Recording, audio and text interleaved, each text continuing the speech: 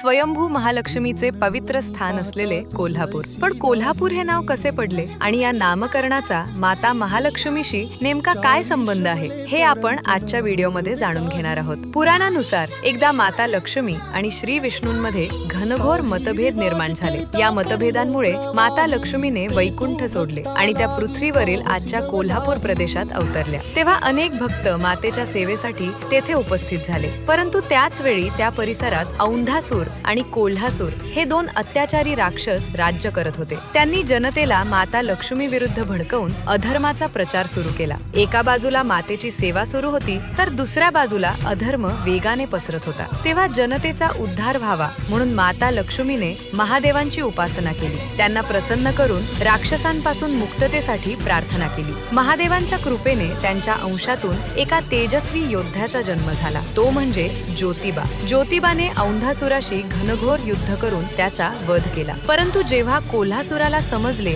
की त्याचा वध करण्यासाठीच ज्योतिबाचा जन्म झाला आहे, तेव्हा त्याने महादेवांची कठोर तपश्चर्या केली आणि वरदान मागितले की कोणताच देव किंवा पुरुष माझा वध करू शकणार नाही. वरदान मिळताच कोल्हासुराने जनतेवर अधिक छळ आणि अत्याचार सुरू केले. तेव्हा स्वयं माता लक्ष्मी युद्धासाठी कोल्हासुरासमोर प्रकट झाल्या. दोघांमध्ये दीर्घकाळ भीषण युद्ध झाले. शेवटी माता लक्ष्मीने कोल्हासुराचा पराभव केला. मृत्यूपूर्वी कोल्हासुराने माता लक्ष्मीची क्षमा मागितली आणि या परिसराला माझ्या नावाने ओळखावे अशी विनंती केली. तेव्हापासून त्या परिसराला आपण कोल्हापूर म्हणून ओळखतो.